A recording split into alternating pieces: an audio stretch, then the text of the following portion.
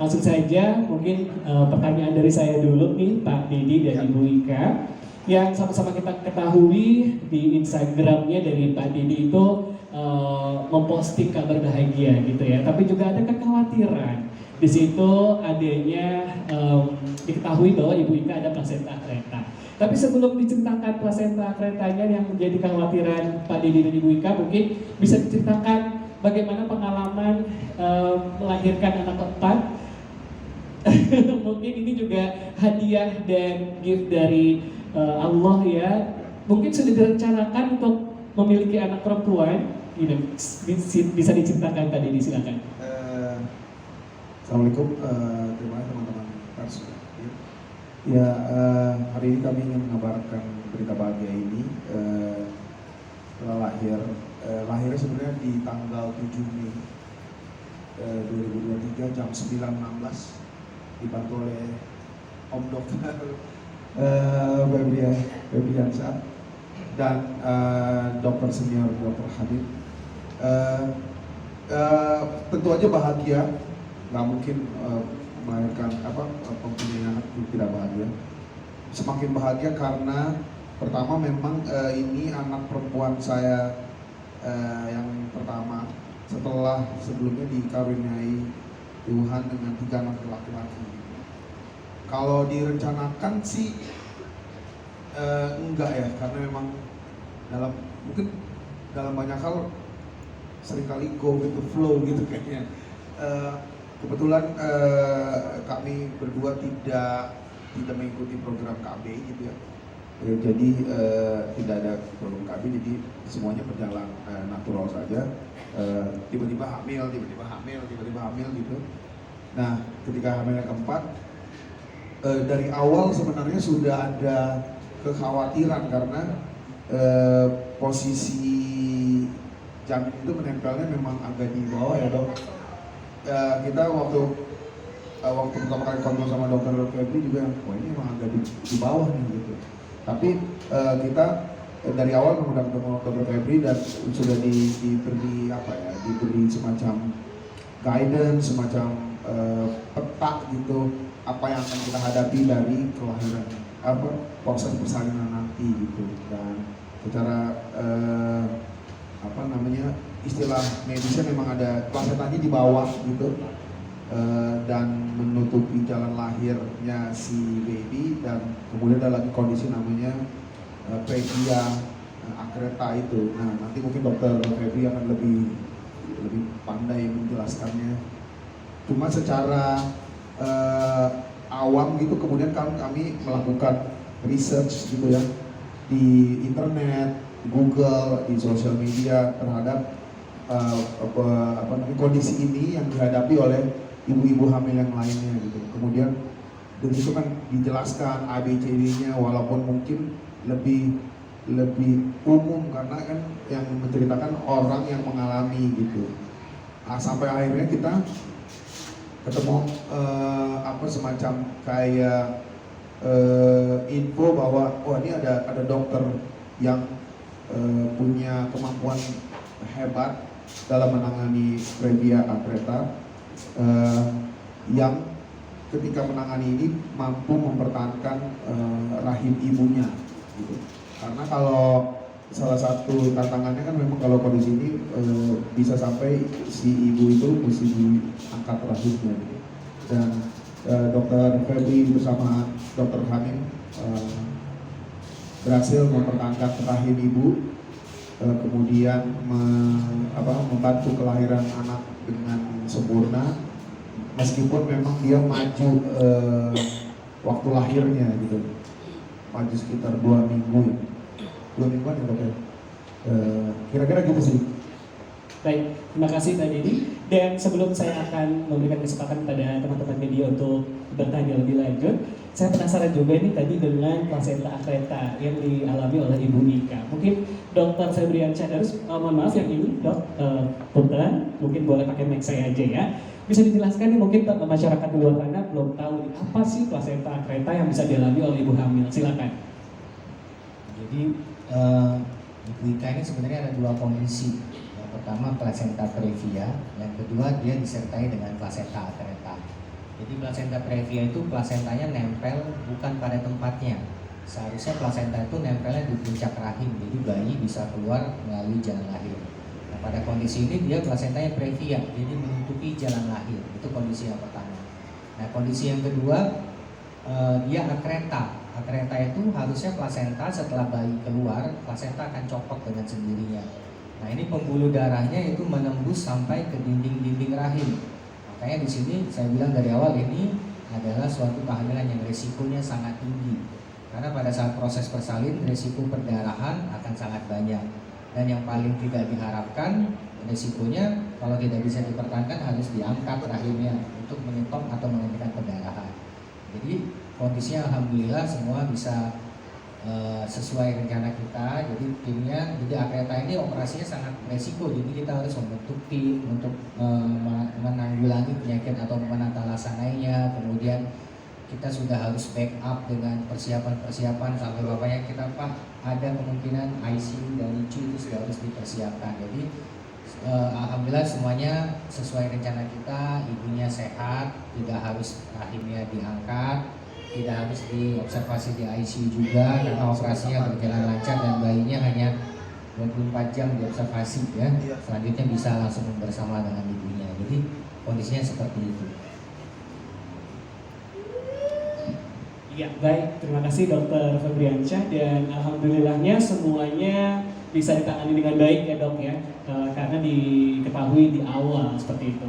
Dan seperti diketahui tadi juga seperti disampaikan bahwa persalinannya ditangani oleh dokter hamil SPOG, sub SP Onkologi, dan juga Dokter Febriansyah Darus, SPOG konsultan fetal maternal.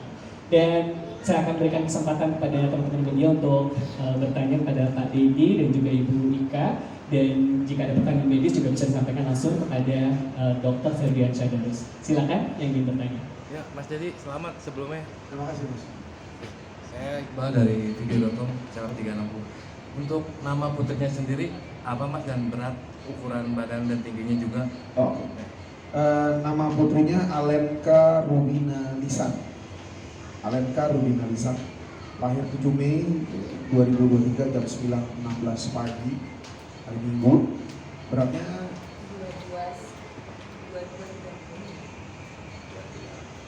2 kilo, enggak, 230 jadi 2 kilo 230 gram. Panjangnya 43 cm. Ada arti nama sendiri nggak sih Mas untuk anak, apalagi ini anak pertama putri Mas? Iya. Alenka dari mana sebenarnya? Ya sebenarnya kan karena 3 anak sebelumnya kan laki-laki ya. Jadi kebiasaan nyari nama laki-laki. Nah, jadi perempuan kita agak bingung sebenarnya kan. Terus apa ya yang kira-kira nggak terlalu familiar gitu namanya. Makanya kita pilih pas lihat sebenarnya lihat di Google juga. Nama Alenka kayaknya lucu gitu, apalagi karena bapaknya kan penyanyi, ya harapan saya gitu salah satu ada yang bisa ngikutin jejak bapaknya, oh mungkin yang perempuan gitu. Nah kita ngambil dari nama badannya Alenka. Nah artinya sih sebenarnya kalau di Google jadi ini tuh perempuan yang berkarisma kayak gitu-gitulah. Terus ya kalau cantik sih pasti harapannya jadi anak yang cantik gitu karena perempuan. Ya paling kayak gitu-gitu aja sih artinya. Kalau Rubina sebenarnya dari bapaknya namanya seperti Rubi. Iya, Rubina kan dari Rubi, batu Rubi berkilau. Ada jujur aja dulu ada sebuah lagu dari gitaris Joe Satriani namanya Rubina Blue Sky Happiness. Rubina itu nama istrinya Joe Satriani. Saya senang sekali nama itu. Jadi tidak pada nama ini kemudian punya arti apa gitu, enggak. Nama ini nyantol aja gitu. Terus sejak mendengar lagu itu zaman masih SMA ya, lagu itu tahun 90-an. Kemudian kalau dinamakan kepada anak perempuan bagus sekali. Terus waktu berjalan anak saya lagi terus. Rubina nggak bisa dipakai, masa ada laki-laki saya namanya Rubina dinamain Joe Satriani kayak kepedean. nama anak saya ada namanya Kenzo yang pertama, yang kedua El Maika, yang ketiga Benjamin, terus yang pas lahir perempuan nih, ketemu dokter Febri, ini udah berapa kali tes, dicek USG nggak berubah-berubah nih, kayak perempuan yang beneran gitu kan. Kalau laki-laki biasanya kan cek pertama pasti laki-laki, tapi kalau perempuan kan kadang-kadang bulan ini perempuan, bulan depan Pak ada monasnya gitu. Nah, ini perempuan, terus di benang saya ini Rudina kayaknya bisa dirilis nih. Ya akhirnya keluar nama Rudina, jadi Arenka Rudina Lisan. Kalau Lisan memang karena saya tribut buat kakek saya, nama kakek saya namanya Haji Lisan. Jadi Lisan itu saya pakai sebagai nama tribut buat. Gitu. Ya, baik, terima kasih. Nama yang cukup cantik ya. Semoga nama yang diberikan juga menjadi doa dan harapan pada Pak Didi dan juga Ibu Ika. Silakan. Ya, Dep, mau tanya Dep, apa jarak dari berapa tahun sih dari anak pertama, kedua, ketiga sampai yang ini, terus ya terus proses kelahirannya gimana? Ada kesulitan dokter? Artinya ada rahimnya atau apa sih gitu? Ya. Kalau jarak dari yang pertama, Kenzo itu lahir 2014. Ini istimewa sebenarnya. Anak saya 3 ini lahir semua September, yang laki-laki. 1 September 2014. Kemudian yang kedua El Maika Malik itu 26 September 2017. Terus Benjamin Lisan itu lahir 1 September 5 September 2019. Kemudian yang ini 2023 7 Mei, jadi jaraknya iya sekitar 3 tahunan gitu ya. 3 ya, 3 tahun yang akan memusingkan ketika baru sekolah gitu. Kita saat masuk SMP, iya, tapi SMP atau SMA bapaknya tuh masih ayo kerja keras gitu. Kalau kesulitan memang dari awal Dr. Febri udah bilang bahwa kehamilan positif plasenta yang dibawa kemudian berkembang menjadi akreta ini punya kans masuknya kehamilan berisiko, kelahiran yang berisiko. Salah satunya adalah si ibu itu punya kemungkinan pendarahan di kehamilan karena posisi di bawah kalau tertekan gitu. Dan alhamdulillahnya itu tidak terjadi sebenarnya pada masa kehamilan di awal-awal. Kalaupun ada cuma minor gitu. Nah, kemudian kesulitannya adalah karena ada di bawah. Nanti dokter Febri bisa lebih menjelaskan. Posisi lahirnya itu jadi jalan lahirnya tertutup oleh si plasenta. Jadi bayinya mesti disesar gitu. Karena saya hadir di dalam ruang operasi, bayinya masuk operasi itu jam 9 pagi, jam 16 menit kemudian Alenka bisa dilahirkan gitu dalam proses operasi. Tapi si ibu di operasinya lama sekali gitu. Lebih dari 1 jam sebenarnya. Dr. Febri itu bisa lebih menjelaskan lebih detail. Ya, karena tadi kondisinya akreta, jadi teknik operasinya juga sedikit berbeda dengan sesar yang biasa.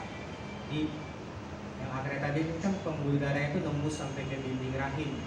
Jadi kadang-kadang pada kasus yang sangat parah dia bisa menembus sampai ke kandung kencing. Jadi kencingnya kadang-kadang ikut ke darah. Yang kemarin itu yang kita lakukan alhamdulillah setelah bayi lahir, plasentanya bisa kita pertahankan. Nah, pada tindakan ini kenapa lebih lama? Karena kita harus mengikat pembuluh darah besar yang di belakang rahim itu supaya darahnya tidak banyak keluar. Jadi plasentanya bisa bersih dilepaskan semua.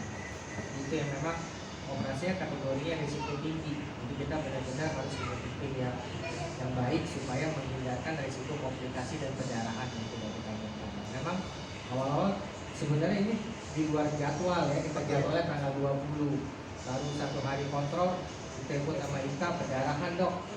Udah saya suruh masuk, kita kasih pematangan paru karena memang usianya masih 35 minggu. Habis itu baru kita operasi dengan persiapan. Jadi memang sedikit lebih lama daripada operasi yang sesar biasa. Dok, atau lagi itu sebelum ini lahiran ada rasa apa enggak gitu, gejala apa mungkin ya sebelum melahirkan ya? Karena 3 sebelumnya itu nggak pernah ada masalah, alhamdulillah, bahkan sampai nyom dan pendarahan itu nggak pernah, flat pun juga nggak pernah ya, alhamdulillah gitu, semua lancar walaupun memang dengan operasi sesar juga tiga-tiganya. Nah kalau untuk yang keempat ini awal-awal sih juga nggak ada rasa yang aneh gitu di perut atau di badan gitu. Nah cuma ketika kita tahu plasentanya itu hampir kena di bekas sesar yang 3 kemarin, ya jadi suges aja sih sebenarnya ke badan gitu, kayak aduh takut kalau terlalu banyak jalan atau terlalu banyak bergerak takut perdarahan atau takut guguran gitu. Karena memang sebelum ke dokter Febriansyah, karena dokter Febriansyah kan kebetulan suka maternal ya dok ya, jadi dokter kandungan yang lebih khusus lagi, lebih detail lagi gitu. Jadi sebelumnya kita ke dokter biasa gitu, dokter kandungan biasa. Nah pas dikasih tahu ini plasentanya di bawah, bahkan saat itu disuruh dikeluarin gitu karena dokternya tuh mikirnya ini kayaknya hamil di luar kandungan gitu. Nah, kita waktu itu langsung panik ya, karena biasanya sesar keluar bayi ini tuh dioperasi tapi hanya mengeluarkan plasenta aja plasenta yang dikeluarin. Nah paling kayak gitu aja sih, jadi ke badan tuh kayak takut untuk banyak bergerak, banyak beraktivitas gitu. Tapi secara fisik yang saya rasain sih nggak terasa apa-apa. Cuma begitu masuk trimester 3, memang kayak di bagian panggul, terus kayak vagina juga berasa sekali gitu, agak nyeri, agak sakit gitu, nggak seperti 3 kemarin gitu. Kalau 3 kemarin tuh mungkin karena bayi saya juga nggak terlalu besar, jadi hamilnya juga nggak terlalu susah gitu. Nah ini tuh kayak jalan sedikit aja capek, makanya hari Kamis itu kita periksa ke dokter Febriansyah karena 2 minggunya lagi kan mau lahiran. Kita periksa, saat itu dokter Febriansyah malah bilang oh ini nggak terlalu dalam ya dok ya, menembus dinding rahimnya gitu. Dan kita sempat agak seneng gitu, oh berarti ini ada kemungkinan nggak angkat rahim gitu, dokter juga sudah bilang kayak gitu. Tapi ternyata sampai rumah kok paha tuh kayak ketarik-tarik ya, sempat minta pijit juga gitu sama suami. Dan subuh jam 5 kalau nggak salah saya ke kamar mandi, itu pendarahan seperti darah menstruasi gitu. Darahnya memang nggak banyak seperti orang keguguran, cuma lumayan gitu, muncul aja gitu, kayak keran buka gitu. Akhirnya saya hubungi dokter Febriansyah, kita ke IGD dulu ya, ke IGD, terus diperiksa lagi sama dokter Febriansyah, masih keluar ya dok ya waktu diperiksa.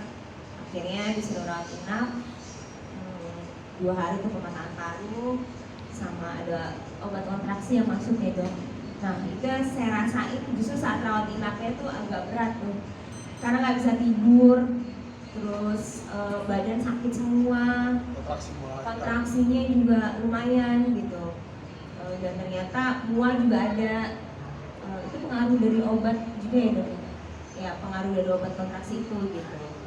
Nah waktu itu dokter Febriansyah juga bilang kita tunggu deh sampai 2 minggu lagi, kan pendarahannya juga udah nggak terlalu banyak, bahkan udah berhenti, sempat berhenti gitu. Cuma pas hari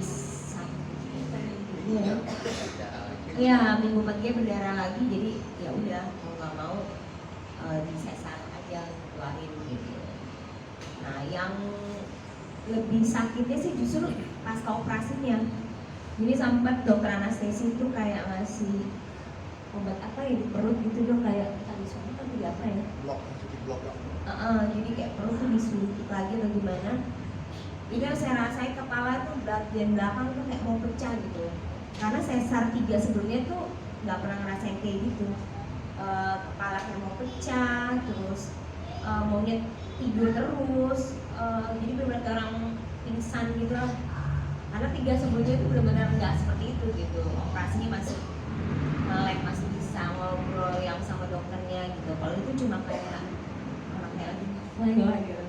Pokoknya sakitnya sih justru habis operasi gitu. Bahkan sampai 2 hari saya benar-benar pelet, tidur aja. Karena dia juga kebetulan masuk di high care, jadi belum bisa saya pegang. Jadi ya itu kesempatan saya juga belum istirahat. Nah saya nggak tahu deh itu efek apa tuh dok bisa sampai segitunya gitu. Maka sampai sekarang bekas operasinya pun juga masih berasa sakit. Jadi kalau saya berdiri ini harus pelan-pelan gitu. Kalau yang kemarin 2 hari 3 hari pulang dari rumah sakit itu udah biasa aja. Saya nggak tahu terus secara medisnya apa karena terlalu banyak sayatan atau gimana. Ini nggak dok, ada pesan nggak sih buat Dedi supaya nanti yang kelima, anak kelima lah. Iya presnya pagi nih. Udah di steril juga ya, jadi ya karena resiko banget kalau hamil lagi dengan kondisi seperti ini bisa berulang lagi, jadi bisa lagi tipe kereta yang lebih progresif lebih parah. Jadi disarankan karena anaknya sudah cukup, sudah ada anak perempuan, jadi kita kemarin diskusi untuk menyetop persalinan, jadi udah di steril ya mas ya. Udah di steril ya insya Allah nggak hamil lagi. Iya, ada lagi pertanyaan teman media? Ya silakan. Untuk mandiri sendiri kan anaknya 3 cowok nih, terus reaksinya mereka apa? Ada adiknya cewek. Berarti kan dia otomatis kakak-kakaknya menjaga bang, ini adiknya cewek. Iya, sesuai ekspektasi sih. Mereka senang, excited, seperti dapat mainan baru. Walaupun saya khawatir sebenarnya, khawatir dalam artian karena masih kecil banget kan, sementara ya tahu sendiri anak lagi kalau bercanda gitu atau main, walaupun niatnya nggak jahat atau nggak berniat mencelakakan gitu, tapi kan suka gerakannya suka yang kayak gitu kan. Karena saya kalau mereka lagi itu ya jangan terlalu dekat ya. Kalau mau cium kakinya aja gitu, karena takutnya ntar berebut. Abang di sini ya, abang sini abang, jadi kayak udah di marking gitu. Sesuai ada teman saya bilang nanti kalau anakmu besar kasih laki-laki yang mendekatinya. Centengnya 3 soalnya. Dari kecil aja udah kelihatan bakal dijagain sekali gitu ya. Mereka senang sekali. Alhamdulillah mudah-mudahan sehat terus ibu dan bayinya dan anak saya juga yang lain juga sehat. Gitu. Yang perlu ditambahkan kan memang pertama karena saya hadir dalam ruang operasi. Sebelumnya tuh kalau yang 3 ini saya disuruh masuk ketika bayi sudah lahir. Saya nunggu di luar. Terus nanti begitu bayinya sudah keluar gitu, dipanggil sama dokter, Pak silakan masuk ke ruang operasi, kan dia azan. Saya azan, saya lihat gitu. Terus kemudian bayinya dibawa ke ibu untuk disusui pertama kali. Untuk yang ini saya boleh masuk ke dalam ruangan. Jadi saya menyaksikan operasinya dari awal dan luar biasa. Maksudnya ini operasi yang memang rumit sebenarnya. Kalau kita paling nggak saya gitu melihat itu karena rahimnya dikeluarkan dioperasi di luar gitu ya. Dokter Febri dan dokter Hamim luar biasa. Menurut jagoan banget menurut saya sih. Saya ngeliat kalau saya ngeliat seperti seonggok daging aja nggak ada artinya, tapi mereka yang mengerjakannya seperti di film-film. Kalau teman-teman suka lihat film-film Korea kali mungkin yang acara-acara yang operasi-operasi kayak IR gitu, cuma ngeliat di film ini saya lihat sendiri dan operasinya memang rumit gitu. Dan alhamdulillah kami ya hanya atas jalan Tuhan ya dipertemukan dengan Brawijaya gitu di Antasari ini, ketemu tim yang luar biasa, ada dokter Hamim dan dokter Febri yang dari awal sudah memberi apa ya semacam peta jalannya gitu. Karena kalau kita baca literasinya banyak nauzubillah misalnya banyak ibu yang gagal ketika dioperasi seperti ini karena dari awal tidak terdeteksi, tidak tahu. Begitu dioperasi atau lain kondisinya ternyata begini, dan itu sulit sekali karena darahnya keluar banyak sekali. Dan dokter Hamim dan dokter Febri punya cara untuk sebelum dibersihkan plasentanya yang menempel pada dinding rahim, mereka punya cara untuk menyetop darahnya dulu. Tapi itu darah saya lihat di mana-mana. Saya pikir saya nggak kuat lihatnya, tapi ternyata alhamdulillah sanggup juga, mungkin karena menemani segala macam gitu. Dan seperti saya bilang, kalau pasca operasi nyeri sekali karena memang di dada perutnya. Operasinya operasi serem gitu lumayan, sehingga banyak obat painkiller juga masih banyak gitu. Dan itu kan nggak mudah gitu. Jadi alhamdulillah terima kasih buat dokter Febri, dokter Hamim, tim Brawijaya dan suster yang sudah begitu telaten dan sangat profesional gitu, dan alhamdulillah ini yang kami takutkan dari awal itu tidak terjadi, alhamdulillah. Jadi mungkin kalau memang setiap kehamilan datang dengan risikonya masing-masing, tapi memeriksanya dari awal itu menjadi penting, dan ketemu dokter dan rumah sakit ibu dan anak yang seperti Brawijaya ini menjadi apa ya, penting sekali gitu. Hai, terima kasih sudah menonton. Jangan lupa subscribe, like, comment, and share.